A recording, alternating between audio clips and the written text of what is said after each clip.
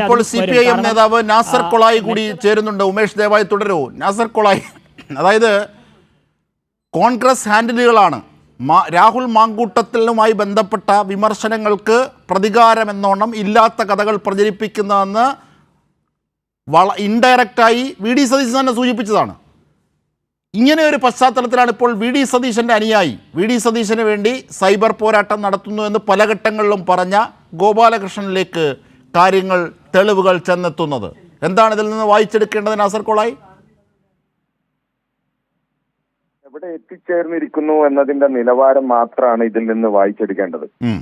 സ്വാഭാവികമായി നമ്മുടെ നാട്ടിൽ പല ആരോപണങ്ങളും പ്രത്യാരോപണങ്ങളും ഉണ്ടാവാറുണ്ട്. നേരത്തെ നമ്മളിത് ചർച്ചയിൽ പങ്കെടുത്ത് പറഞ്ഞതാണ്. ചില ആരോപണങ്ങളിൽ കഴമ്പുണ്ടാവും, ചില ആരോപണങ്ങളിൽ കഴമ്പുണ്ടാവില്ല. പക്ഷേ കേരളം അടുത്ത കാലത്ത് ദർശിച്ചതിലെ ഏറ്റവും വലിയ ആരോപണമാണ് രാഹുൽ മാങ്കൂട്ടത്തിനെതിരെ വളരെ വ്യക്തമായിട്ടുള്ളത്. രാഹുൽ മാങ്കൂട്ടത്തിന്റെ കാര്യത്തിൽ പോലും കൃത്യമായ ഒരു നിലപാടെടുക്കാൻ ഇന്ന് വരെ കോൺഗ്രസിന് സാധിച്ചിട്ടില്ല. കോൺഗ്രസിൽ നിന്ന് പുറത്താക്കിയെന്ന് ചിലർ പറയും, അകത്താക്കിയെന്ന് ചിലർ പറയും, നിയമസഭയിൽ വരട്ടെന്ന് പറയും, വരണ്ടാന്ന് പറയും. അങ്ങനെ കൃത്യമായ ഒരു തീരുമാനം രാഹുൽ മാങ്കൂട്ടത്തിന്റെ കാര്യത്തിൽ പോലും എടുക്കാൻ കഴിയാതെ നട്ടം തിരിയുന്ന കോൺഗ്രസ് ആരുടെ പേരും എതിരാളികളുടെ പേരിൽ ചെളിവാരി എറിയുക, അതിന് ഏത് വൃത്തികെട്ടവന്മാരെയും ഉപയോഗിക്കുക, അതിന് വൃത്തികെട്ട മാധ്യമങ്ങളെ ഉപയോഗിക്കുക, എന്നിട്ട് കോൺഗ്രസിന്റെ ഉത്തരവാദിത്തപ്പെട്ട ചാനലിൽ ഇരുന്ന് സംസാരിക്കുന്ന ഇത് കോൺഗ്രസിന്റെ മുഖമാണെന്ന് നാട്ടിൽ ധരിച്ച ആളുകളെ കൊണ്ട് എന്ത് തമ്മാടിത്തരവും പറയിപ്പിക്കുക. അവസാനം ഇത് തിരിച്ചടിക്കുമ്പോ എന്താ പറയപ്പോ അതിനൊക്കെ തിരിച്ചടിക്കുമ്പോ എന്ത് പറയണം എന്ന് അറിയാതെ ഗതികെട്ട് നിൽക്കുന്ന ഒരു കോൺഗ്രസിനെയാണ് നമ്മൾ കണ്ടുകൊണ്ടിരിക്കുന്നത്. രാഷ്ട്രീയത്തിന്റെ നിലപാടുകളെ തകർത്തെറിയുന്ന രാഷ്ട്രീയ മാന്യത പാലിക്കാത്ത കോൺഗ്രസ് ആണ്.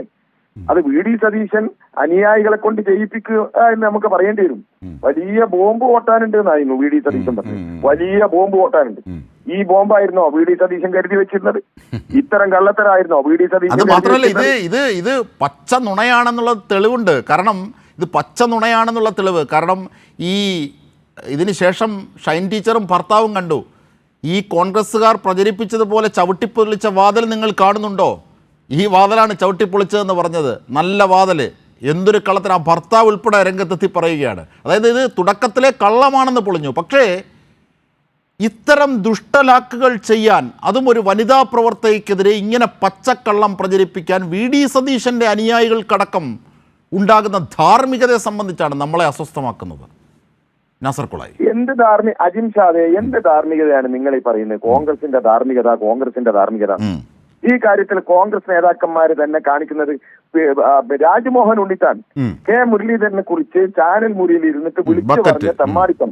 ഒരു മനുഷ്യന് ബക്കറ്റ് KPCC ആഫീസിലെ ഒരു മുറിയിൽ ബക്കറ്റ് വെച്ചു, എന്നിട്ട് വൃത്തികേട് കാണിച്ചു, കഴുകുന്നതിന് വെള്ളം ചോദിച്ചു എന്നൊക്കെ ഒരു ചാനൽ ചർച്ചയിൽ കുടുംബ സദസ്സിലിരുന്ന ഒരു മനുഷ്യനെ കാണാൻ പറ്റുമോ? ഇത് പുറമേ നിന്നുള്ള ആരെങ്കിലും പറഞ്ഞതാണോ? KPCCയുടെ പ്രസിഡന്റായിരുന്ന മുരളീധരനെതിരെ രാജ്മോഹൻ ഉണ്ണിത്താൻ പറയുന്നു, രാജ്മോഹൻ ഉണ്ണിത്താനെതിരെ മുരളീധരൻ പറയുന്നു. ഇവർ പരസ്പരം വിളിച്ചു പറയുന്ന ഈ തമ്മാടിത്തം എന്നല്ലാതെ എന്താ പറയാ? ഷൈൻ ടീച്ചർ താമസിക്കുന്ന വീട്ടിനടുത്ത് ആളുകൾ താമസിക്കുന്നില്ലേ? അടുത്ത വീട്ടുകാർ ഓടി വന്നു, അവർ കണ്ടു, അവർ ഇടപെട്ടു, അങ്ങനെയാണ് രക്ഷപ്പെട്ടത് എന്നൊക്കെ പച്ച കള്ള പറയുമ്പോ എന്താന്ന് വെച്ചാല് ഇതിനൊരു തത്വശാസ്ത്രം അജിംഷാദെ. ഒരു നുണ ലോകം ചുറ്റി വരും. സത്യം ചെരുപ്പിട്ടിറങ്ങുമ്പോഴേക്കും നുണ ലോകം ചുറ്റി വരികയാണ്. ഇപ്പോഴും അജിംഷാദിന് സംശയമുണ്ടോ? ഈ പറയുന്ന ഷാജഹാൻ എന്ന് പറയുന്ന രാഷ്ട്രീയ തമ്മാടി എന്ന പച്ച മലയാളാണ് അതിൽ ഉപയോഗിക്കേണ്ടത്. അവനടക്കം പറഞ്ഞിട്ടുള്ള തമ്മാടിത്തം ഇപ്പോഴും ഈ നാട്ടിൽ ഏറ്റുപിടിക്കുന്ന സൈബർ പോരാളികൾ കോൺഗ്രസിലുണ്ട്. ഇന്നത്തെ ദിവസം ഞാൻ കണ്ടതുണ്ട് ഈ സൈബർ പോരാളികൾ ഏറ്റുപിടിച്ചത്. ഇത് തിരിച്ചറിയാത്ത എത്ര മനുഷ്യന്മാരുണ്ട്. എന്തിന് അതായത് നാസർ കൊളായി, എന്തിന് ഈ സാക്ഷാൽ രാഹുൽ മാങ്കൂട്ടത്തിൻ്റെ തന്നെ ശബ്ദം പുറത്തെത്തി അദ്ദേഹം പോലും അത് നിഷേധിച്ചിട്ടില്ല, ഗർഭഛിദ്രത്തിന് നിർബന്ധിക്കുന്നത്. ഇത് വന്നിട്ട് രാഹുൽ മാങ്കൂട്ടത്തിന് വേണ്ടി, ഷാഫി പറമ്പിലിന് വേണ്ടിയാണ് കോൺഗ്രസ് സൈബർ ഇടം നിന്നത്. അവിടെ VD സതീശനെ വരെ തള്ളിയത്. അപ്പോൾ അതിന്റെ ഒരു നിലവാരം നോക്കണം. നിലവാരത്തിനെ കുറിച്ച് നിങ്ങൾ നോക്ക്. സാംസ്കാരിക കേരളത്തിന്റെ സാംസ്കാരിക നായകനൊക്കെ എന്ന് പറഞ്ഞ് ചാനൽ ചർച്ചയിൽ വന്ന് സംസാരിക്കുന്ന മനുഷ്യനാണ് MM കാരശ്ശേരി. അയാൾ ഈ രാഹുൽ മാങ്കൂട്ടത്തിനെ ന്യായീകരിക്കാൻ വന്നില്ലേ? അയാൾക്കൊരു അവസരം കൊടുക്കണം, ചെറുപ്പക്കാരനാണ് എന്നൊക്കെ പറയുന്നത്. നമ്മുടെ സാംസ്കാരിക ലോകം പോലും എവിടേക്കാ പോകുന്നത് നിങ്ങളൊന്ന് ആലോചിച്ച് നോക്ക്. എം എൻ കാരശ്ശേരിയെ പോലുള്ള ഒരു മനുഷ്യൻ വന്ന് രാഹുൽ മാങ്കൂട്ടത്തിനെ ന്യായീകരിക്കുമ്പോൾ പിന്നെ കോൺഗ്രസുകാരുടെയും വി ഡി സതീശിന്റെയും ഒക്കെ കഥ പറയണം.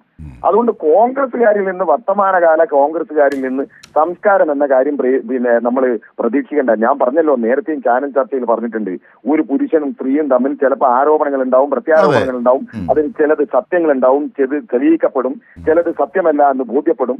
ആരോപണ വിധേയനായ ആളുകൾക്ക് മാന്യമായ മാന്യത തിരിച്ച് നടപടിയെടുത്ത പാർട്ടികൾ ചെയ്തു കൊടുക്കും. ഇതൊക്കെ നമ്മുടെ രാജ്യത്തുള്ളതാണ്.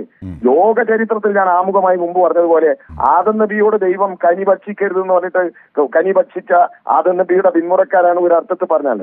ഈ ആരോപണങ്ങളൊക്കെ ഉണ്ടാവും എന്ന് പറയുമ്പോഴും ഒരു പിന്നെ കുടുംബത്തെ കയറി അങ്ങോട്ട് ആക്രമിക്കുക, എന്തും പറയുക, തെളിവ് വേണ്ട, ഒരു തെളിവും. എന്നിട്ട് ഉത്തരവാദിത്തപ്പെട്ട കോൺഗ്രസിന്റെ BRM ഷഫീറിനെ പോലെയുള്ള ആളുകൾ വ്യക്തിഗത ഭാഷയിൽ പറയാ. അതുപോലെ തന്നെ മറ്റൊരു വിദ്യാനുണ്ടല്ലോ, പേര് നാവുന്നുമ്പത്തൊന്ന് പോയി കോൺഗ്രസിന്റെ വക്താവായി സംസാരിക്കുന്ന ജിൻഡോ ജിൻഡോ ജോൺ. എന്താണ് ഇതിനൊക്കെ പറയാ? ഇതിന്റെയൊക്കെ ഭാഷ പറഞ്ഞാൽ നമ്മുടെ വാക്കുകൾ മോശമായി പോവും, നമ്മുടെ നാവ് പോലും ചിലപ്പോ പേച്ചു പോവും. അവനൊക്കെ വന്നിരുന്ന് സംസാരിക്കുന്നത് ഇതല്ലേ കേരളത്തിലെ ജനങ്ങൾ മനസ്സിലാക്കുന്നത്? എന്നിട്ട് ഷൈൻ ടീച്ചറും കുടുംബവും വളരെ കൃത്യമായി അത് പിന്നെ തെളിയിച്ചു കഴിഞ്ഞിട്ട് പോലും അല്ല എന്ന് വിളിച്ചു പറയുന്ന വി ഡി സതീശന് എന്താ ഇപ്പൊ പറയാ, പിന്നെ ആകെ ഒരു നമ്മളെ നാടൻ ഭാഷയിലൊക്കെ ഒരു പിടുത്തം വിട്ട കളി കളിക്കണം. എന്ത് വൃത്തികേടുള്ളതെന്നും പറയാം. കാരണം കേരളത്തിലെ അനുദിനം ഉജ്ജ്വലമായ വികസന പ്രവർത്തനങ്ങൾ അതാണ് ഈ പ്രതിപക്ഷം നാസർ കൊളായി സൂചിപ്പിച്ച പോലെ ഇത്ര അധാർമികമായി സഞ്ചരിക്കുമ്പോൾ വികസനത്തിന്റെ വലിയ വാതായനങ്ങൾ തുറന്ന് മുമ്പോട്ട് പോവുകയാണ് കേരളത്തെയുമായി. ആ വാർത്തയിലേക്കാണ് ഞങ്ങൾ ഇനി അടുത്തത് പോകാൻ പോകുന്നത്. നാസർ കൊളായി കംപ്ലീറ്റ് ചെയ്യും. ഞാൻ പറഞ്ഞു വന്ന കാര്യം ഇതാണ്.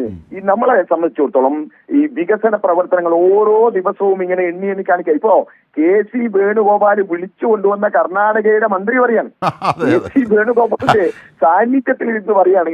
മാത്രമല്ല നാസർ കൊളായി, ഞാൻ താങ്കളുടെ അറിവിലേക്ക് പറയുകയാണ്, ഞാൻ അവിടെ കേട്ടതാണ്, ഈ ഈ മന്ത്രിയെ കൊണ്ടുവന്ന് ബോട്ട് യാത്രയൊക്കെ പ്ലാൻ ചെയ്തിരുന്നു. കാരണം ആലപ്പുഴയുമായി ബന്ധപ്പെട്ടാണല്ലോ, അതൊക്കെ പറയാം. പക്ഷേ ഈ വാക്ക് കേരളത്തെക്കുറിച്ച് പറഞ്ഞതിന് ശേഷം പിന്നെ ബോട്ട് യാത്ര പോലും KC വേണുഗോപാൽ നടക്കുക കൊടുത്തില്ലെന്നാണ് കേൾവി. സ്വാഭാവികം. കാരണം അത്തരമൊരു അടി KC വേണുഗോപാൽ പോലും പ്രതീക്ഷിച്ചിട്ടുണ്ടാവില്ല. കാരണം അയാളെ AICCയുടെ വക്താവാണ്, കർണാടകയിൽ നിന്ന് ഒരു മന്ത്രിയെ കൊണ്ടുവരുന്നു. കേരളത്തിൽ എത്തുമ്പോൾ സ്വാഭാവികമായി സത്യം മുമ്പിൽ കാണുന്ന സത്യാൽ വിളിച്ചു പറഞ്ഞു, കേരളത്തെ മാതൃകയാക്കാന്ന് പറഞ്ഞല്ലോ. ഇന്ത്യയിൽ ഇതുപോലെയുള്ള ഒരു ഫലമില്ല. അപ്പൊ നമ്മെ സംബന്ധിച്ചിടത്തോളം, ഇടതുപക്ഷത്തെ സംബന്ധിച്ചിടത്തോളം വികസനങ്ങൾ ഓരോ ദിവസവും എണ്ണി പറയാനുണ്ട്. അതിൽ നിന്ന് ജനശ്രദ്ധ മാറ്റുന്നതിന് വേണ്ടി വിവാദങ്ങൾ ഉണ്ടാക്കുക, ആ വിവാദങ്ങൾക്ക് എന്ത് വൃത്തികേടുകളെയും കൂട്ടുപിടിക്കുക, മാന്യമായി ജീവിക്കുന്ന ഏത് പിന്നെ കുടുംബത്തെക്കുറിച്ചും ആക്ഷേപം ഉന്നയിക്കുക. ഞാൻ ചോദിക്കട്ടെ അജിംഷാദെ, ഇപ്പൊ പാലക്കാട് ആരും തടയുന്നില്ല എന്ന് പോലും തീരുമാനിച്ചു രാഹുൽ മാങ്കൂട്ടത്തിന്. എന്തേ വരാൻ പറ്റാതെ പോയി? നിയമസഭയിൽ എന്തേ വരാൻ പറ്റാതെ പോയി? ഒരു യുവജന പ്രസ്ഥാനത്തിന്റെ സംസ്ഥാന പ്രസിഡന്റ് ഇല്ലാതെ പോയി. അതിന്റെ നവമാധ്യമ ഗ്രൂപ്പ് പിരിച്ചുവിട്ടു. ഇങ്ങനെ ഒരു ഗതികേട് കോൺഗ്രസിൽ എത്തേണ്ടതുണ്ടോ? സ്വയം വരുത്തി വെച്ചതല്ലേ ഇവരിതൊക്കെ? സ്വയം വരുത്തി വെച്ചതാണ്. രാഷ്ട്രീയത്തിൽ അവർ തന്നെ വരുത്തി വെച്ച, അവർ കുഴിച്ച കുഴിയിൽ അവർ തന്നെ വീണു എന്ന് മാത്രമേ നമുക്കിപ്പോ അതിന് പറയാനുള്ളൂ. ഞാൻ കൂടുതൽ ഇതിൽ ചർച്ചിക്കുന്നില്ല. കാരണം എന്താണെന്ന് വെച്ചാൽ വർത്തമാനകാല കോൺഗ്രസിൽ നിന്ന് ഇതിനപ്പുറത്തേക്കുള്ള സംസ്കാരം നമ്മൾ പ്രതീക്ഷിക്കേണ്ട. അത് വി ഡി സതീശനാണെങ്കിലും ആരാണെങ്കിലും നമ്മൾ ഇന്നലെയും ഇന്നും ഒക്കെ കേട്ടതാണ്. അവരുടെ പരസ്പരം ചെളിവാരി എറിയലും കാര്യങ്ങളൊക്കെ നമ്മൾ അതിനെ അത്ര കണ്ടാൽ മതി എന്നാണ് എന്റെ വ്യക്തിപരമായ അഭിപ്രായം. കോൺഗ്രസ് സംസ്കാരം എവിടെയോ എത്തി. ഷൈൻ ടീച്ചറുടെ മറുപടി നോക്കുക ജിംഷാദെ. ഒരച്ഛൻ മകൾക്ക് അയച്ച കത്തുകൾ ഇന്ത്യൻ സ്വാതന്ത്ര്യ സമരത്തിന്റെ നിർണായകമായ നിമിഷത്തില് നമ്മളൊക്കെ രാഷ്ട്രീയ ആളുകൾ മാത്രമില്ല, ഇന്ത്യയിലെ പലരും വായിച്ച് ലോക പ്രശസ്തമായ കത്താണ്. യുഗപ്രഭാവനായ ഇന്ത്യയുടെ പ്രധാനമന്ത്രി പണ്ഡിറ്റ് ജവഹർലാൽ നെഹ്റു സ്വാതന്ത്ര്യ സമരകാലത്ത് സ്വന്തം മകൾക്കയച്ച കത്തുകളിൽ പാലിക്കേണ്ട സൂക്ഷ്മതയെക്കുറിച്ചൊക്കെ വളരെ കൃത്യമായി എനിക്ക് വളരെ മനോഹരമായി തോന്നിയ ഷൈൻ ടീച്ചറുടെ മറുപടി അതാണ് ഒരു സംസ്കാര സമ്പന്നയായ ഒരു സഖാവിന്റെ അല്ലെങ്കിൽ ഒരു രാഷ്ട്രീയ പ്രവൃത്തിയുടെ ചിത്രം എന്ന് പറയുന്നതാണ്. ഇന്ത്യൻ പ്രധാനമന്ത്രിയുടെ, അതും കോൺഗ്രസിന്റെ പ്രധാനമന്ത്രി മകൾ ഇന്ദിരാഗാന്ധിക്ക് അയച്ച കത്തുകളിലൂടെ പ്രതിരോധിക്കുക. അപ്പൊ നമ്മൾ ചെയ്യേണ്ടത് വർത്തമാനകാലത്ത് ഇത്തരം വൃത്തികേടുകളെ ഷൈൻ ടീച്ചറുടെ മാതൃക പിൻപറ്റണം എന്റെ അഭിപ്രായം. നെഹ്റുവിന്റെ പാരമ്പര്യം, അതുപോലെ മഹാത്മാഗാന്ധിയുടെ പാരമ്പര്യം, അവരൊക്കെ കാണിക്കുന്ന വലിയ മാതൃകകളുണ്ട്. കോൺഗ്രസ് എന്ന് പറയുന്നത് ബ്രിട്ടീഷ് ആധിപത്യത്തിനെതിരെ ഒരു ജനതയുടെ മനസ്സിലുണ്ടായ ഒരു ആശയമാണ്. ഒരു രാഷ്ട്രീയ പാർട്ടിയല്ല, സത്യത്തിൽ പറഞ്ഞാൽ ഒരു ഇംഗ്ലീഷുകാരുടെ മനസ്സിലുണ്ടായ ആശയം എന്ന് പറയാം. പക്ഷെ ആ കോൺഗ്രസ് ഈ ഞാൻ പറയുന്നത് ആ കോൺഗ്രസ് ഈ നാട്ടിൽ കാണിച്ച വലിയ മാതൃകയുണ്ട്. അത് സ്വാതന്ത്ര്യ പ്രസ്ഥാനത്തിന് വേണ്ടി കാണിച്ച മാതൃകയാണ്. EMS-ഉം AKGയും കൃഷ്ണപിള്ളയും ഒക്കെ കോൺഗ്രസിലൂടെ വന്ന് ഇടതുപക്ഷ ആശയത്തിലേക്ക് കടന്നു വന്നവരാണ്. പക്ഷേ ഇത് വലതുപക്ഷ ആശയം എന്നൊന്നും പറഞ്ഞുകൂടാ നമുക്ക്. വലതുപക്ഷ ആശയത്തിനേക്കാളും വലിയ വൃത്തികേടുകളിലേക്ക് കോൺഗ്രസ് പോവാണ്. ആ കോൺഗ്രസ്സുകാരോട് നമുക്ക് അതാണ് ശരിയാണ്. കാരണം ഷൈൻ ടീച്ചർ ആ കോൺഗ്രസ് എത്തിപ്പെട്ട് നിൽക്കുന്ന അധാർമികതയെ, സ്ത്രീ വിരുദ്ധതയെ, ഇതൊക്കെ നിങ്ങളുടെ ഹൃദയത്തിൽ നിന്ന് കഴുകിക്കളയാൻ നെഹ്റുവിൻ്റെ ആ വാക്കുകളെങ്കിലും, അച്ഛൻ മകൾക്കയച്ച ആ കത്തുകളെങ്കിലും വായിക്കൂ എന്ന് ഷൈൻ ടീച്ചർ പറഞ്ഞു. അതാണ് ഏറ്റവും വലിയ മാതൃക. അത് നാസർ കൊളായി പറഞ്ഞത് അടിവരയിടേണ്ടതാണ്. വളരെ നന്ദി നാസർ കൊളായി, ഈ ഘട്ടത്തിൽ ഞങ്ങളുമായി സഹകരിച്ചത് വളരെ നന്ദി.